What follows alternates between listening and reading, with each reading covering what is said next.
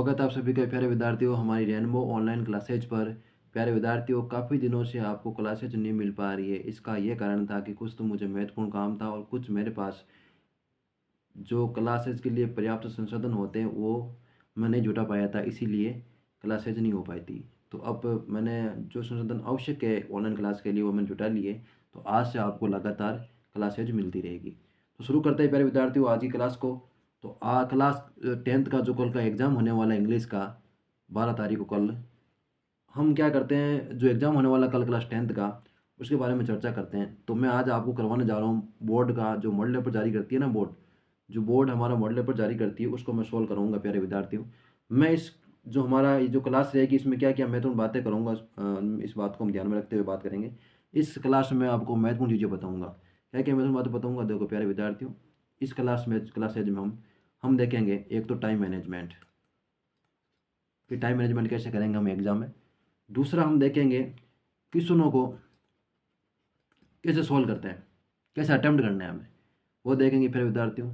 तीसरी हमारी hand writing कैसी है, उसको सुधारेंगे हम। मैं मानता हूँ कि एक बार जो स्टूडेंट की राइटिंग होती है अब तो क्या सुधरेगी, लेकिन फिर भी हम उसमें सुधार ला सकते हैं, लिखने का तरीका चेंज कर सकते हैं, जिससे मतलब काफ़ी अधिक मात्रा में हम अपनी राइटिंग सुधार करके भी क्या कर सकते हैं, अच्छा सा प्रयास कर सकते हैं अपने अंकों को सुधारने के लिए।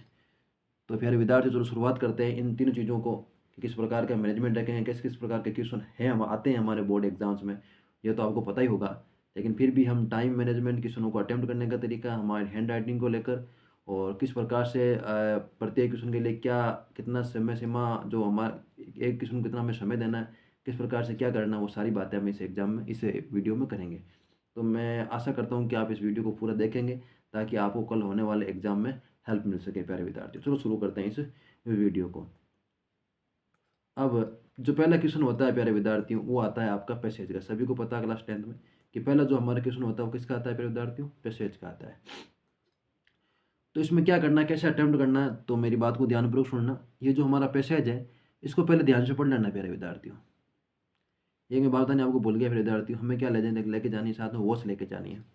ये जरूरी है छोटी चीज़ लेकिन बहुत इंपॉर्टेंट है। इस वॉच के बिना कोई मतलब नहीं है। इस वॉच को साथ लेके जाना घड़ी को, ताकि उसमें टाइम को देखते हुए आप प्रत्येक क्वेश्चन के लिए एक सही समय निर्धारित कर सकें, ताकि आप अच्छे अंकों से पास हो। क्योंकि हमें लगता है कि हम क्वेश्चनों को सोल्व कर लेंगे, लेकिन ऐसा होता नहीं प्यारे विद्यार्थियों। लास्ट में आकर क्या होता है कि सवाल हमारे कुछ रह जाते हैं, बाद में हम कहते हैं अरे ये तो छूट गया हमारे पीछे, लेकिन फिर कोई मतलब नहीं है। एक बार हाथ से निकल जाने के बाद समय को वापस नहीं ला सकते हम। तो हम ऐसा नहीं करना, आपको ध्यान रखना समय का। तो चलो शुरू करते हैं इसको। तो हमारा जो पैसेज है तो इसको कैसे अटेम्प्ट करना है प्यारे विद्यार्थियों, इस पैसेज को ध्यान से पढ़ लेना है एक बार पहले। पढ़ लिया, पढ़ने के बाद क्या करना है, फिर क्वेश्चनों को पढ़ना है और एक एक क्वेश्चन का आंसर देना है।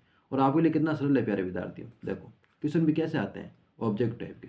आराम से कोई बंदा अगर एक बार इस पैसेज को पढ़ता है ढंग से और फिर इस क्वेश्चन को पढ़ता है तो आराम से आंसर को सिलेक्ट कर सकता है और नंबर भी पूरे मिलेंगे प्यारे विद्यार्थियों। अगर इसमें कहीं लिखने की बात होती ना, मैं बता कि सूत्र में क्या है, अगर ऑब्जेक्टिव टाइप नहीं होता, चार ऑप्शन नहीं होते और लिखने की कहाँ हमें आवश्यकता पड़ती, तो बात वही है, फिर नंबर करते हैं आपके। लेकिन इसमें तो चांस ही नहीं है। मान लो कि इसमें अगर डी राइट करता हूँ तो बात वही है ना, फिर तो राइट है, आपको एक नंबर पक्का मिल जाएगा, आपको चिंता वाली बात ही नहीं है, कोई प्रॉब्लम नहीं है ना आपको। तो ये तो है नहीं आने वाले समय से आपके सामने। तो ध्यान से पढ़ना, ध्यान से आंसर देना है, तो पूरे नंबर आप यहाँ से गेन कर सकते हैं। अब बात करते हैं प्यारे विद्यार्थियों, इन क्वेश्चनों को सोल्व करने के बाद पूरे के पूरे आपको इसमें क्या मिलेंगे, ऑब्जेक्ट टाइप क्वेश्चन मिलेंगे प्यारे विद्यार्थियों। ये जो दो क्वेश्चन हमारे पीछे बचते हैं, इन क्वेश्चनों को बड़ा ध्यान से आपको देखना है, ताकि आप आराम से कोई नंबर ना कटे आपके पैसेज में। नंबर कटने के चांस यही रहते हैं आपके इन दो क्वेश्चनों में। इनको आपको ध्यान से पढ़ना है, ठीक है, और ध्यान से क्वेश्चन का आंसर देना है। चलो आगे बढ़ते हैं और शुरू करते हैं दूसरे क्वेश्चन को। एक और इम्पोर्टेंट बात है प्यारे विद्यार्थियों कि जब हम क्वेश्चनों को सोल्व करते हैं, प्यारे विद्यार्थियों एक क्वेश्चन नीचे रह गया, भूल गया मैं इसको। जो पीछे के हमारे क्वेश्चन आते हैं तो ये यहाँ से आते हैं प्यारे विद्यार्थियों। ये रहा, देखो ऑपोजिट, ये रहा हमारा वो क्वेश्चन ऑपोजिट। इसको हमें ध्यान से पढ़ना, उसका क्वेश्चन ऑपोजिट जो हमें मान चलो कि ऑपोजिट होता है ना प्यारे विद्यार्थी, जैसे मान लो कि डे के आगे मैं आपको सुना देता हूँ, तो इसका हमें तो पता है कि नाइट होता है, ये उदाहरण तो आपके सामने सरल है। लेकिन कोई और अगर ऑपोजिट आता है यहाँ पे और उस ऑपोजिट का मतलब हमें पता है, लेकिन पैसेज में वो उसका आंसर कुछ और दिया हुआ है, तो हमें पैसेज वाला लिखना, अपने मन से कुछ भी लिख के नहीं आना। हाँ, चलो हमें समझ में नहीं आया तो वो लिख देना, वो तो अच्छी बात है। लेकिन हमें क्या प्रयास करना है कि जो यहाँ लिखा है वो पैसेज में सही छांट कर आपको उसका जवाब देना है, अन्यथा आपको उसका जवाब नहीं देना है प्यारे विद्यार्थियों। चलो ठीक है, ये बात हो।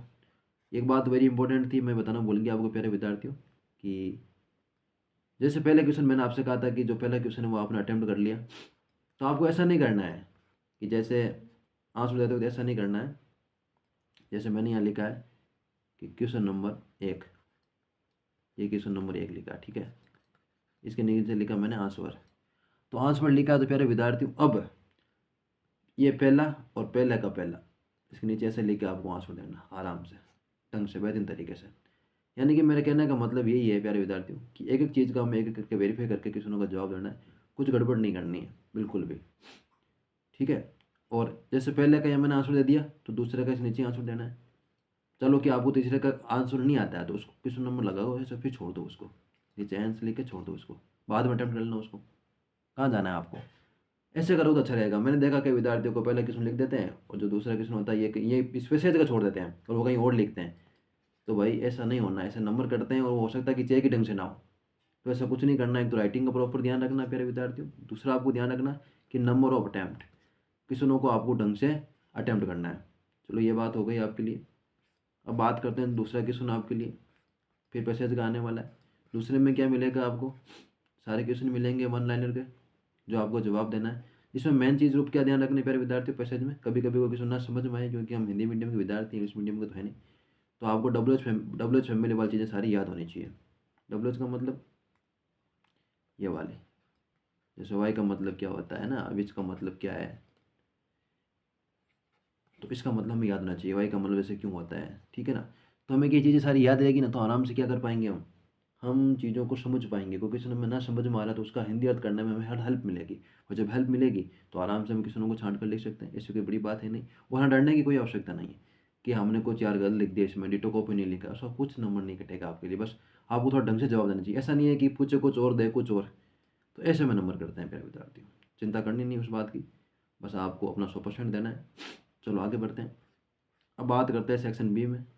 ये हमारा आएगा तीसरा क्वेश्चन। तीसरा क्वेश्चन कैसा आता है प्यारे विद्यार्थियों, तीसरा जो क्वेश्चन आता है हमारा वो एक तो आपका आ जाएगा लेटर का आ जाएगा, एक हमारा लेटर का क्वेश्चन आ जाएगा प्यारे विद्यार्थियों ये वाला, अथवा हमारा आ जाएगा ईमेल का। तो मेरे हिसाब से मैं तो प्रायोरिटी ईमेल को देता हूँ कि आप ईमेल करके आए ताकि आपके अच्छे नंबर आए, क्योंकि ईमेल ज़्यादा है नहीं इतना आसपास वाला वातावरण, क्योंकि सॉरी, ईमेल में आपको इतना वाइड क्षेत्र नहीं मिलेगा करने के लिए। क्या है कि उसमें आप आराम से क्या कर सकते हैं, अगर आपको 3-4 ईमेल ढंग से याद है तो ठीक है, हो जाएगा, उसी में से आपका काम हो जाएगा। और आप अगर आपको याद नहीं है तो आप बॉडी बॉडी लिख के भी आते हैं ढंग से ईमेल की, तो भी आपको 3 नंबर मिलने वाले हैं, सॉरी 2 नंबर आपको मिलने वाले हैं, 2 से ऊपर ही मिलेंगे आपको, क्योंकि बीच में तो सरल ही आता है, ज़्यादा आने वाला नहीं है, या तो अनकम्प्लीट हमारा सिलेबस हो गया, फिर प्रिंसिपल सर को लिखना हो गया, किसी न्यूज़पेपर में देना है, हमारी टीम कहीं टीम को लेके जाना है उसके लिए परमिशन लेनी है, बस ये चीज़ों पे आती है लगभग लगभग। तो मैं घूम फिरा के अगर दो अलग क्षेत्र में कहीं भी ढूंढे इस ईमेल को तो भी आना उस एक क्षेत्र पर भी है, चीज़ें वो सेम होती है, बस वैरायटी 3 हो सकती है या 4 हो सकती है, उससे ज़्यादा नहीं हो सकती ईमेल में, बस उसी में से घुमा फिरा के देते हूँ।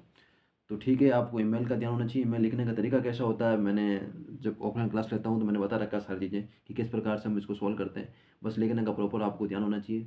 मैं अभी इसी वीडियो में आगे आपके लिए टॉपर की कॉपी जो कैसे लिखता है टॉपर वो भी शेयर करूँगा। ये पूरा आपके लिए एग्जाम की प्रिपरेशन है बस, इसीलिए आप जुड़े रहें मेरे साथ और ढंग से देखें इस क्लास को, आपको बहुत कुछ मिलेगा। मैं कहता हूँ कि अगर जो आप नंबर ला रहे हैं उसमें आपको अधिकता ही मिलेगी इसमें, ये मेरे वीडियो देखने के बाद आपको। तो चलो शुरू करते हैं आगे इसको। अब बात करते हैं चौथा क्वेश्चन। चौथा आपका आएगा स्टोरी का।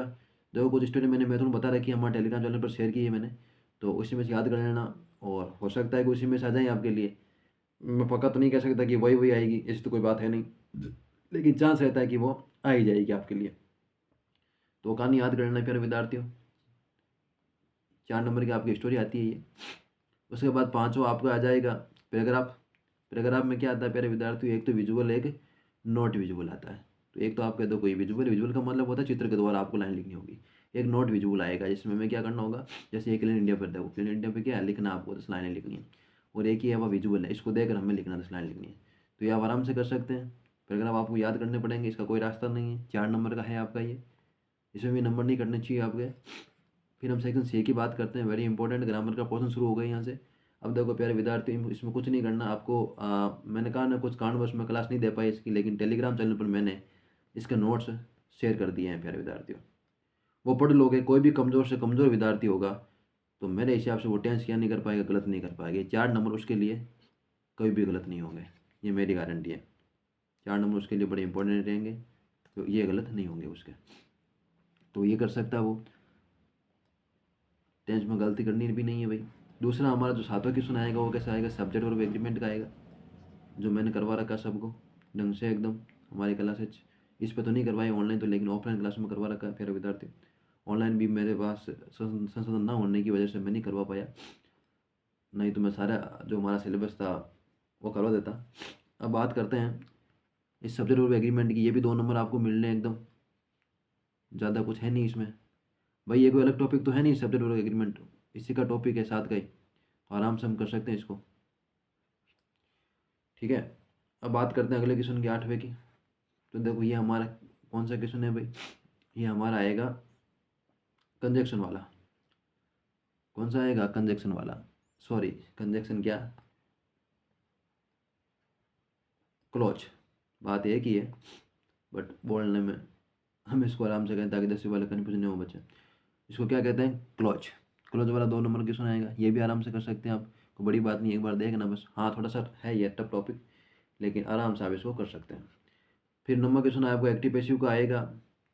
ये भी ज़्यादा कुछ है नहीं, आराम से आप इसको लिख सकते हैं ढंग से बेहतरीन तरीके से। अगर आपको नियम वगैरह रूल वगैरह याद है तो आराम से हो जाएगा। जो आपने पढ़ा वो पर्याप्त है। अब ज़्यादा आप एक साथ तो कर नहीं सकते पूरा सिलेबस। बस इस क्लास में ये बताया जाएगा कि अटेम्प्ट कैसे करने हैं क्वेश्चनों को, इसके अलावा और कुछ नहीं बताया जाएगा।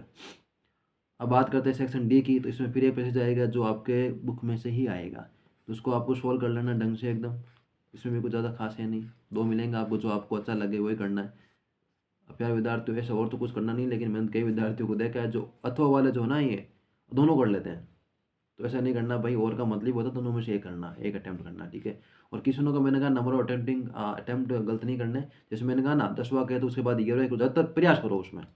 क्या प्रयास करो कि अगर आपने 10वां कर लिया है तो आप क्या करो, उसके बाद 11वां ही करो।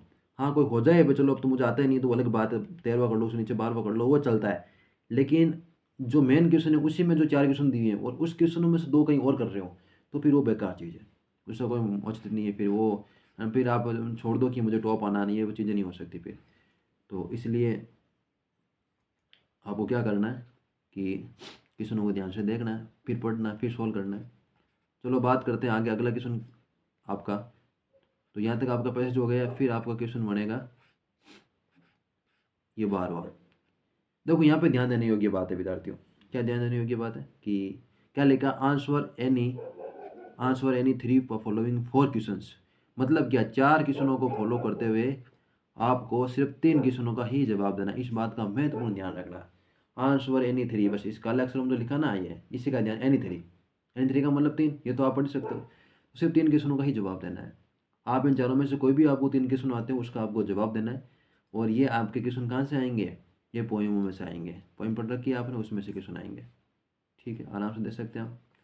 फिर 13वें क्वेश्चन में क्या लिखा, देखो फिर वही बात है, ध्यान देने योग्य बात है। Answer any one, answer any one, देखो यार आंसर एनी वन, किसी एक है आपको क्या करना है, जवाब दे के जाना है। ठीक है, तो आराम से आप दे सकते हैं।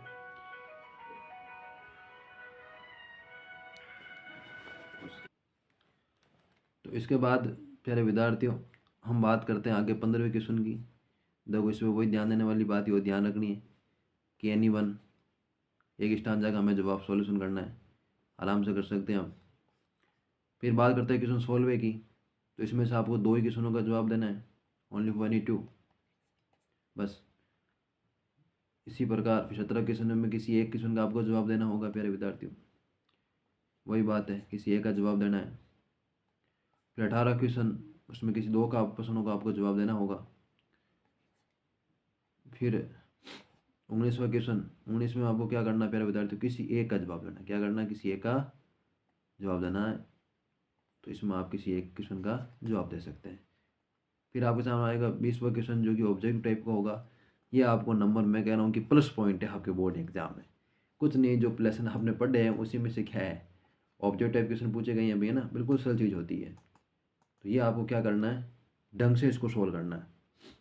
तो प्यारे विद्यार्थियों, कुछ महत्वपूर्ण बातें रह गई है जो मैं आपको और बता दूं कि मैंने आपसे कहा था कि जो नंबर ऑफ क्वेश्चन है कैसे अटेम्प्ट करने हैं, क्या क्या करना है, तो मैं आपको एक बार फिर से चीज़ों को समझा देता हूँ। देखो प्यारे विद्यार्थियों, मैंने कहा एक तो एग्जाम में साथ क्या लेके जानी है, वॉच साथ लेके जानी है आपको, ये मैंडेटरी है, वॉच लेके जानी है आपको साथ में। टाइम मैनेजमेंट का खास तौर से ध्यान रखना है। नंबर 2 बात है, आपको क्वेश्चन जो आप अटेम्प्ट करते हैं, क्वेश्चन जो आप अटेम्प्ट करेंगे उसका भी मुख्य रूप से आपको ध्यान रखना होगा कि लाइन टू लाइन करना है। ये मैं आपको कह चुका हूँ, अच्छे तरीके से इस बात को आप समझ लीजिए। तीसरा बात है कि आपको राइटिंग का खास तौर से ध्यान रखना है प्यारे विद्यार्थियों। बस ये 3 चीज़ें अगर आप फॉलो करते हैं एग्ज़ाम में, तो बहुत अच्छा आपका रिजल्ट निकलेगा। एक बात और है, क्या करना है कि आपको घबराना नहीं किसी प्रकार का। अब कल आपका एग्जाम में, ऐसे नहीं कि आपको टेंशन में रात को नींद ना आए, तो इसका प्रभाव कल एग्जाम में देखने को मिलता है। जो पढ़ा वो पढ़ लिया, जो याद आपको लगता है, सबको लगता है एग्जाम पास आने पर कि हमने कुछ नहीं पढ़ा, हमें कुछ भी याद नहीं, जबकि आपको बहुत कुछ याद है। जैसे आप क्वेश्चन देखेंगे नहीं यहाँ पे, वहाँ पे एग्जाम में, तो आपको सबका सोल्यूशन मिल जाएगा अगर पढ़ा है तो, और नहीं पढ़ा तो फिर क्या मिलेगा।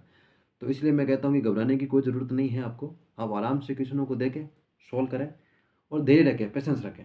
आपको काम कर्म करना है, फल ईश्वर के हाथों में भाई। तो आपको क्या करना है, जैसे क्वेश्चन, हाँ एक और बात होती है कि विद्यार्थी क्या करते हैं, जैसे क्वेश्चन को अटेम्प्ट कर लिया यहाँ पे, अटेम्प्ट करके फिर वापस क्या करते हैं कि लिखने का प्रयास करते हैं। जैसे मान लो कि इसको क्वेश्चन कर दिया, कुछ गलती हो गई तो उसको काट दिया, ऐसे क्रॉस कर दिया, तो ये गलती नहीं करनी भाई। पहले धैर्य रख लो, धैर्य रख लो, आराम से क्वेश्चन को सोल्व करो। कहाँ जाना है, भागना कहाँ है, आराम से उसका जवाब दो फिर। हाँ, को हो गई गलती तो भी घबराना नहीं, चलो हो भी, मानवीय भूल हो जाती है, तो आराम से उसको हल्का सा क्रॉस करके आराम से क्वेश्चन करो। फिर उसको दिमाग मत रखो यार ये गलत हो गया, नंबर कटेंगे, फिर आगे वाला क्वेश्चन पर उसका प्रभाव पड़ता है, कोई मतलब नहीं भाई, ऐसा आपको नहीं करना है। ये सरासर क्या होता है, गलत होता है, तो ऐसा आपको नहीं करना है। तो ये आपको ध्यान रखना है एक तो प्यारे विद्यार्थियों। दूसरी बात इंपॉर्टेंट क्या है कि आपको घबराना बिल्कुल नहीं है। बस 1 बाय 1 क्वेश्चन को अटेम्प्ट करना है और अपना पूरा कार्य करके आना है। आप अच्छे अंकों से पास होंगे। बस रखना अपना आप पे, यानी खुद पे विश्वास रखना है। तो ठीक है प्यारे विद्यार्थियों, ये बात आपको ध्यान में रखते हुए अच्छे अंकों से आप पास हो, ये मैं आशा करता हूँ। अब आप जो बच्चा है आपके पास, यानी कि नया कुछ भी आपको याद नहीं करना है प्यारे विद्यार्थियों, जो बच्चा है उसी के ऊपर आपको रिविजन करता रहना है और आराम से एग्जाम दे के आ जाना है कल। मेरी तरफ से सभी विद्यार्थियों को बेस्ट ऑफ लक।